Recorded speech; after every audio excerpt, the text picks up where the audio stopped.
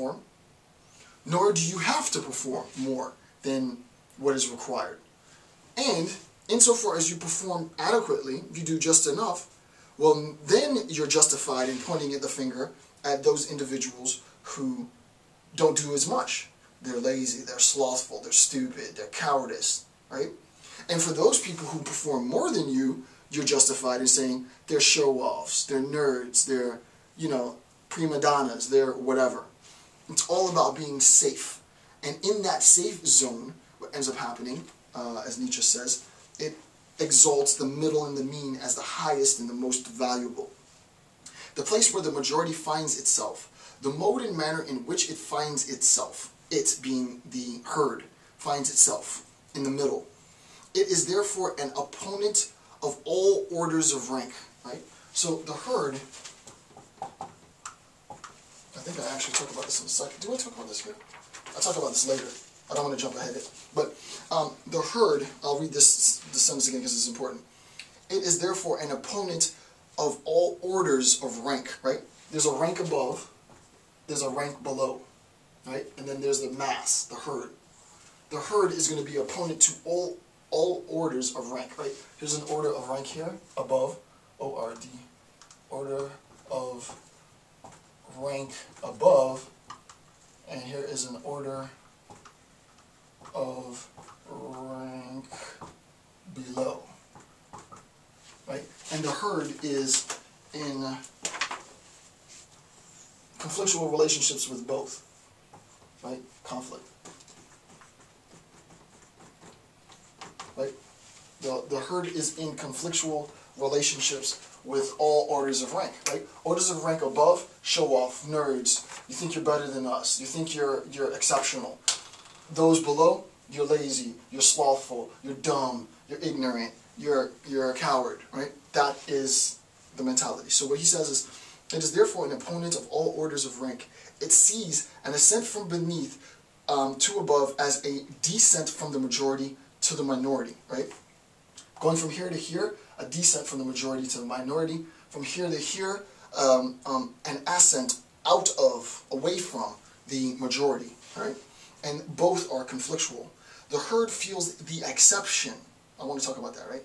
The herd feels the exception, whether it is below or above it, something opposed and harmful to it. Both cases are exceptions. And the question is, an exception to what? I'll give you a second to think about that. What do you think it would be, right? An exception to the rule, to the norm, right? The herd, the average, has now become normativized, right? So it's normativized sameness is what I would call it, right? Or normativized averageness doesn't, or normativized average doesn't have such a good ring to it. I would call it normativized sameness, right? T-I-V-I-Z-E-D.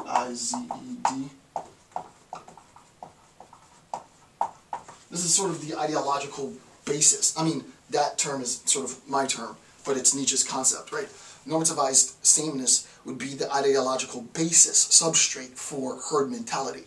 Herd mentality is itself buttressed in, supported by the ideological belief that the norm is the way to go, right? Anything that differentiates an individual from this normativized sameness, this general blandness, whether it be a descent from or an ascent from that average, is condemned, right? So that's the concept of the conflict.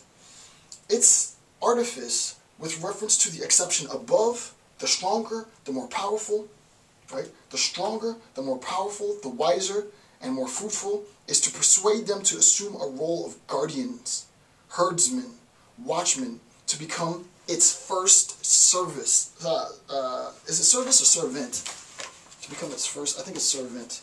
What is this? 280. To become its, yeah, servants. I used the wrong word. So to become its first servants, right? The stronger, more powerful, wiser, more fruitful is to persuade them, since you are already in a quote-unquote station above us, right? Us being the masses. my purpose, our purpose as the herd, there is no my in the herd, our purpose in the herd is to persuade them to assume the role of guardians, herdsmen, watchmen, right? I love the word Watchmen, and I love the movie Watchmen, and I love Dr. Manhattan in Watchmen. This is Platonic, obviously. I mean, Plato sort of spells this out in the Republic. I'm not going to delve into that now. But the philosopher king assumes this role, right? But who is he assuming that role for? To whom is this role assumed? It's assumed in sort of a... It's assumed as a benefactor, right? I then, in that position, become the benefactor for the mass, for the herd, right? But the whole point is, if I am really working for the herd, then my labor, my efforts are in complete vain. And we've seen why, right? Because we recognize that the herd use means to posit improvement as an end. And insofar as we posit improvement as an end, it leads to inherent dissatisfaction, right? Because there is an inability, insofar as, I mean, this is a priori. Improvement means that there's something lacking. There's still room for transformation or growth. It hasn't been actualized, if you will. If we posit that as an end, then all my labor is for naught. So individuals who subscribe and succumb to that in duty to the herd themselves are wasted, right? So for me personally, I would look at it, I'm definitely not a member of the herd, but if I labor, and since I labor in this act, I recognize that this act is not going to make me tons of money on YouTube. I'm not going to be the most famous viewer. My lectures are rather boring. You know, that's what it is. I'm not, you know, doing a show and a dance. I entertain every now and then, but the overwhelming majority of the stuff that I do on this channel is just hardcore academics, hardcore lecture, right? So who am I lecturing for? I can't possibly be lecturing for the average person. The average person, the herd, can't watch my videos. The average person wouldn't stick around to watch these videos, right? You watch one, you're like, man, this crap is boring. Exactly, right?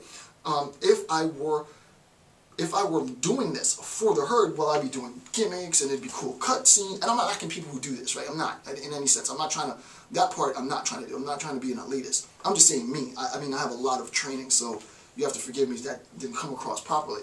But I'm not in the entertainment mode, right? My mode is to reach individuals who have the stamina and the forethought and the endurance to want to watch some boring crap like a, 50+ hour lecture series on Nietzsche. If you want to watch that, this is for you. If you don't want to watch that, I mean, I can't fault you for not wanting to watch it. It's 50 hours on a book that nobody's read, for the most part.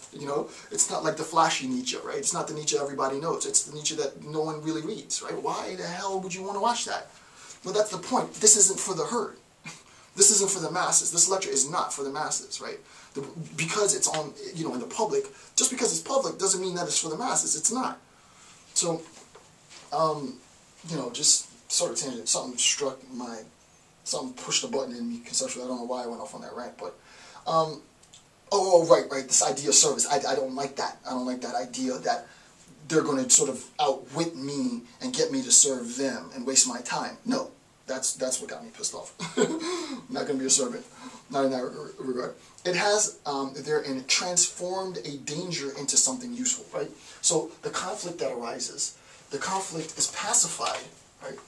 The conflict is pacified with those above by causing them to become servants. And he actually calls them the first servants. I think that's a great line, right? So there's a conflict between those above, but the way that the herd sort of ingeniously pacifies those in rank, quote-unquote, above them, order of rank above them, is to force them to become their first servants, right? You have to serve our needs, the herd, right? And the herd, for the most part, they, this is not completely, but they want to be entertained, rightfully so. Life is boring. They want to be entertained. I am, in a sense, obligated as an academic in service to the herd to do like a what do you call it, like a Big Bird spiel, like a Sesame Street thing where it's gimmicky and it's cool, and my lectures have all this, sort of gimmick stuff to it, and rather than do this, because this is not, who wants to watch this? That's why when I get dudes like, you know, Complacency Among Us and Ian Math with 7 and the Reigning King